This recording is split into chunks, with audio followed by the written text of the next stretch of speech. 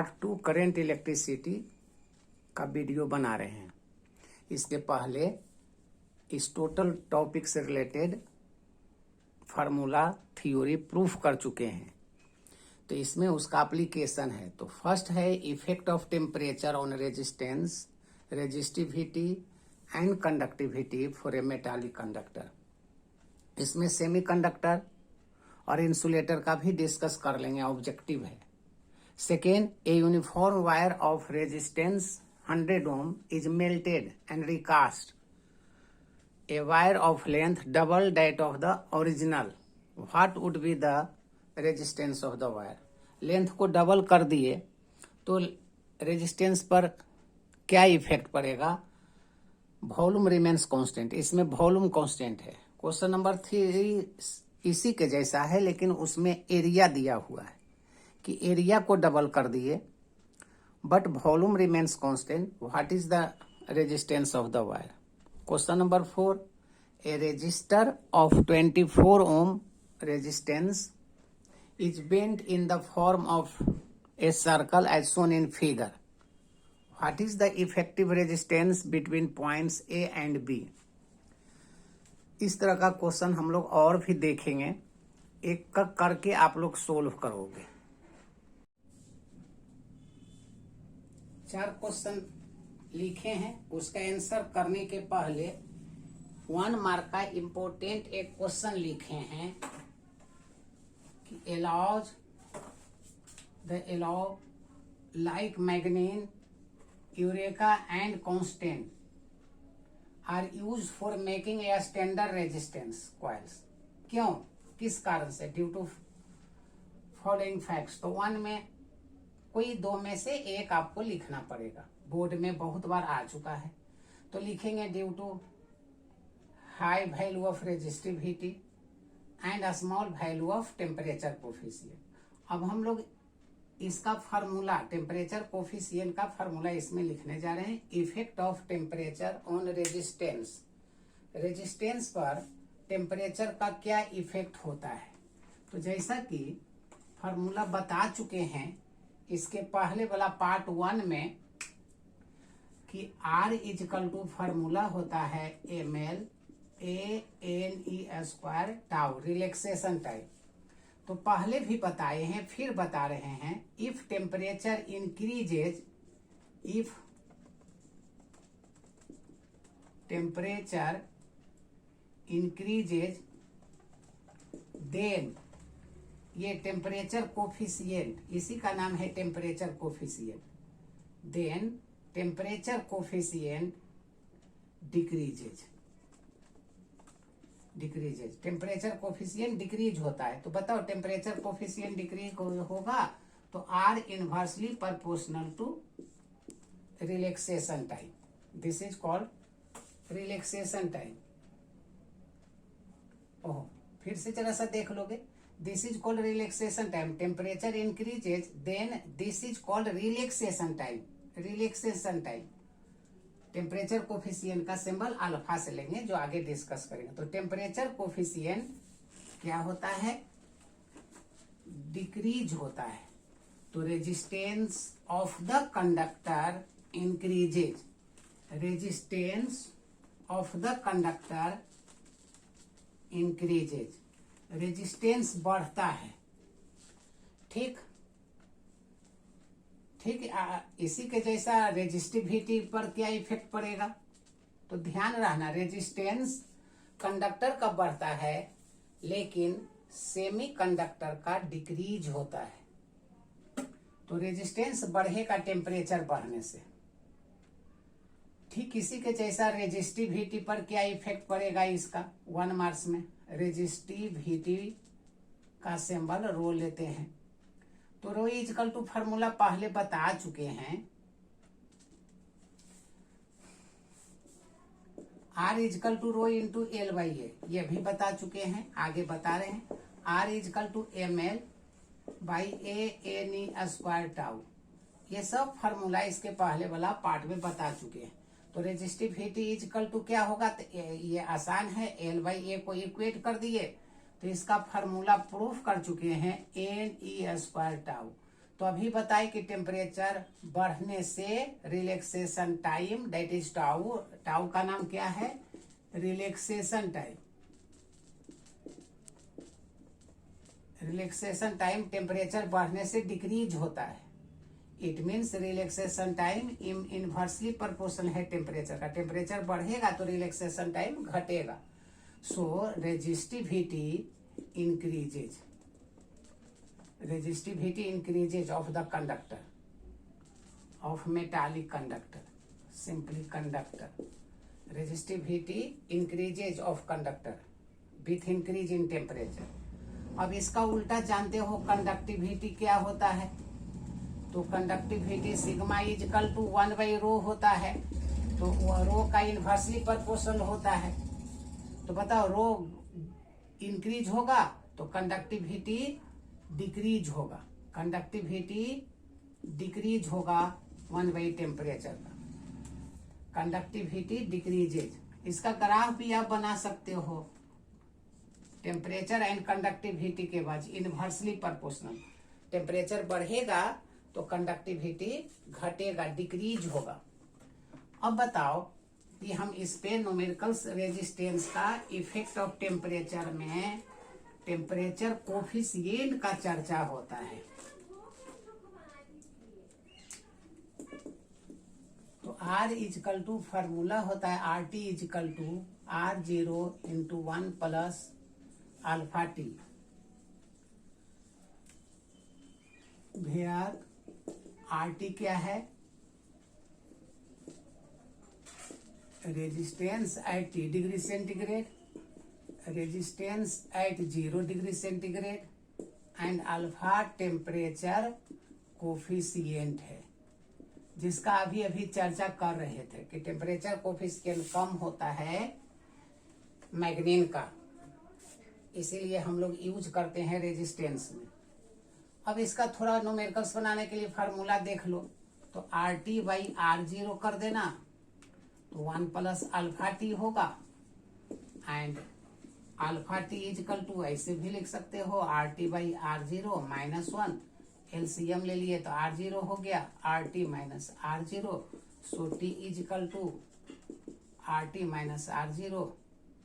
R0/R0 into temperature coefficient. ये T degree centigrade answer कर लेना, डाटा दिया रहेगा, वैल्यू पुट अप कर दोगे न्यूमेरिकल्स बन जाएगा। तो ये पहला हो गया।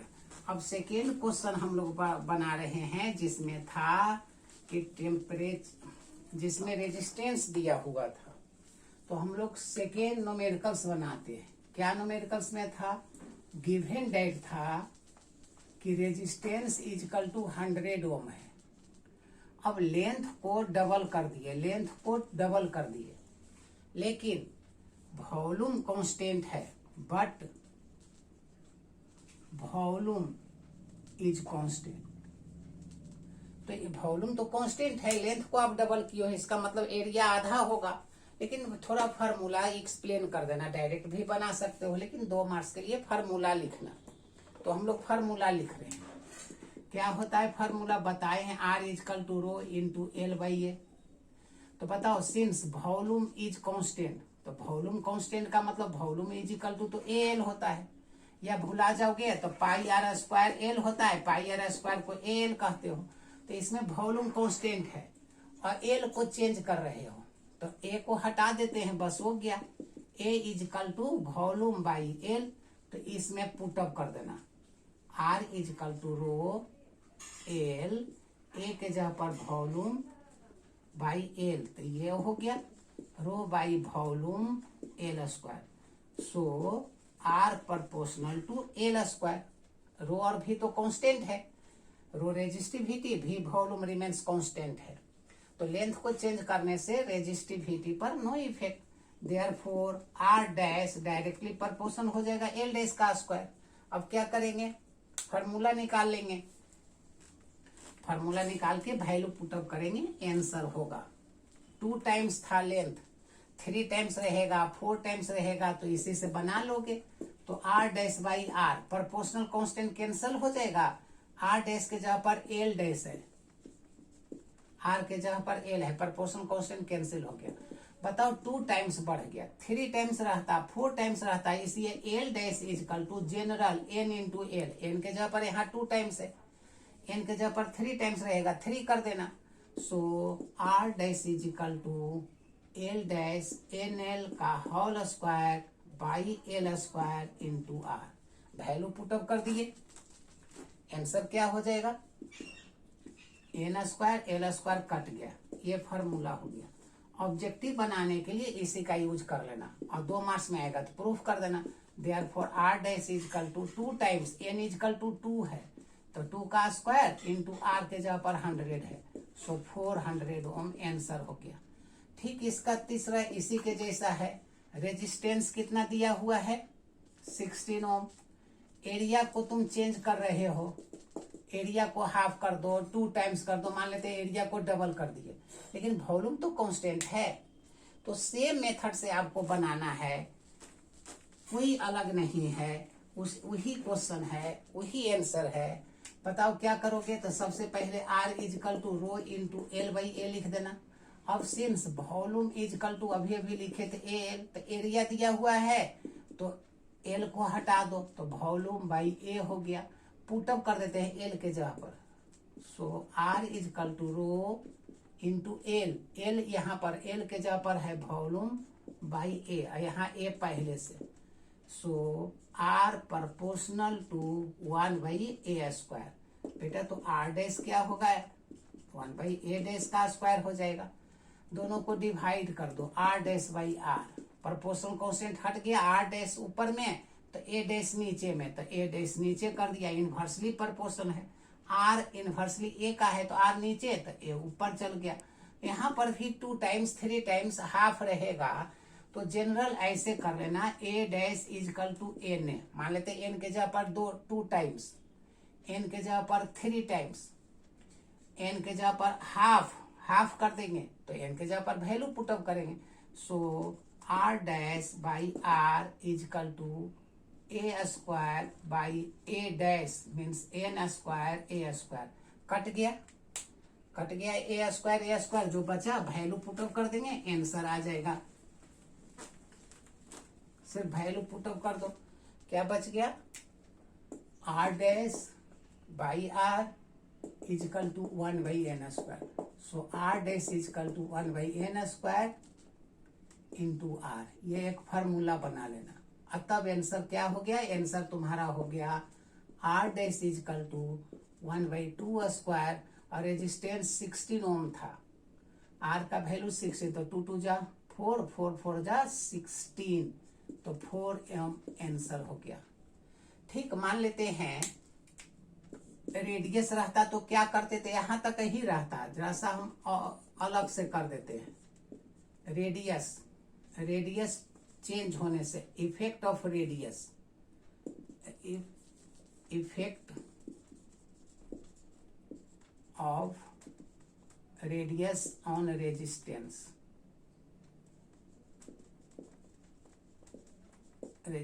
क्या होगा, तो यहां तक ही ले आना, आर डैश बाई आर कर देना, यहां तक ही रहने देना। क्या हो गया, R dash by R equal to A square by A dash का स्क्वायर, यहां तक तो ही रहने देना। अब एरिया ऑफ द वायर तुम लोग जानते हो पाई आर स्क्वायर होता है, और यहाँ पाई आर डैश का स्क्वायर हो गया, और दोनों का 2 और 2 कॉमन लेना, होल स्क्वायर, तो पाई पाई कटा देना, और 2 2 जब 4 कॉमन लेना, तो आर डैश हो गया।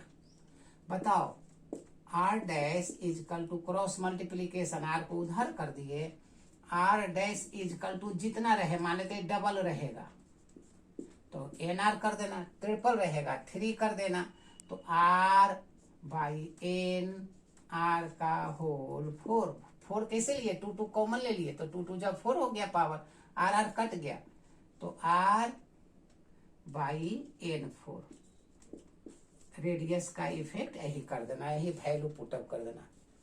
अब तो आप आसान है। क्वेश्चन नंबर 4,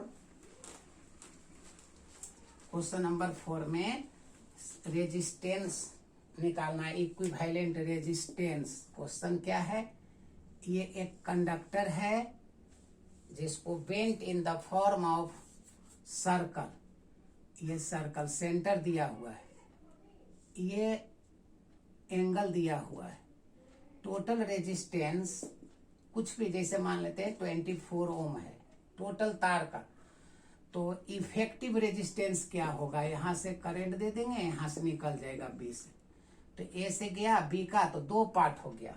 तो देखो ऐसे तो डायरेक्ट बनाना, लेकिन बताओ टोटल 360 डिग्री है, तो तुम्हारा रेजिस्टेंस जैसे 24 ओम है, तो 60 डिग्री के लिए कितना हो जाएगा, तो 24/360 इंटू 60 कटा देना। या देखो हम ये इतना जो करेंगे, ये जो आएगा सो आंसर होगा 4 ओम हो गया, ए और बी का 4 ओम हो गया। लेकिन यहां से आंसर ऐसे करना बाबू, तुम अपना स्टैंडर्ड मेंटेन करना, जो एंगल रहेगा वो एंगल निकाल लेना, since 60 degree by 360 I into जितना है रख देना, तो ये कितना हो जाएगा, ये कटा देना, 6 छक 36, ये 6 से कटा दिए और 6 से इसको कटा दिए 4, तो ये 4 ओम हो गया इसका। सो रिमेनिंग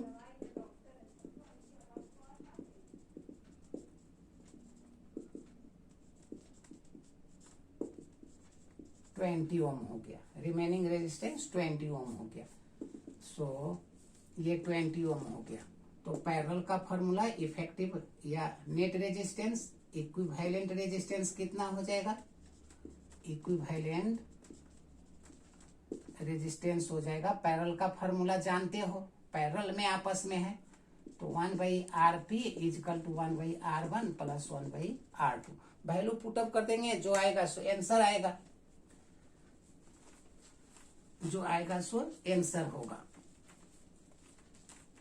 तो कितना आंसर हो गया, 1/RP equal to 1/R1, R1 हो गया 4, R2 हो गया 20, एलसीएम हो गया 20, ये 5, ये 1, 6/20, सो RP इजकल टू कटा दिए 10/3 हो, ये आंसर हो गया। तो आंसर आप लोग जान गए हो। बताओ थोड़ा सा सीरीज और पैरेलल आप लोग जानते हो, combination of resistance, series and parallel. तो सीरीज कॉम्बिनेशन हम लोग पढ़ते हैं, फर्स्ट इन सीरीज, ये सब जानते हो इसलिए शॉर्ट में कर देते हैं। ये R1 है, ये R2 है, ये V है, तो ये करंट भेजा I, तो करंट नहीं बटेगा, करंट सेम होगा, पोटेंशियल इसका V1 हो गया, पोटेंशियल सीरीज में बढ़ जाता है, ही ध्यान देना। तो एक लाइन में लिख देना V equal to V1 plus V2, V equal to IR, सबके बदले equivalent, V1 is equal to IR1 IR2, क्योंकि करंट नहीं बढ़ता है सीरीज में, करंट सेम होता है, तो R equal to R1 plus R2, ये हो गया सीरीज में। ठीक इसी के जैसा इन पैरेलल कर देना, छोटा छोटा ये सब है। पैरेलल में क्या होगा, पैरेलल में करंट बढ़ जाएगा, सर्किट से फॉलो करो, पैरेलल में क्या होगा, तो देख लो, एक रेजिस्टेंस दूसरा रेजिस्टेंस, ये पैरेलल है, ये R1 है, ये R2 है, ये भी है, ये करंट गया, तो करंट यहाँ दो हिस्सा में बट गया, I1 I2, पोटेंशियल सेम हो गया, मतलब क्या लिखेंगे, I is equal to I1 plus I2। अब इससे ऑब्जेक्टिव सोचना कि पैरेलल में करंट बढ़ जाता है, इसलिए एमीटर को पैरेलल में नहीं लगाएंगे। V इजकल टू IR होता है बाबू, तो I is equal to V/R, I1 तो V/R1 है, I2 R2 है, कट गया 1/R is equal to 1/R1 plus 1/R2, ये पैरेलल में हो गया। सीरीज भी बता दिए, पैरेलल भी हो गया। अब इस पर न्यूमेरिकल्स देखेंगे और रेजिस्टेंस का न्यूमेरिकल्स नेक्स्ट वीडियो में and EMF of cells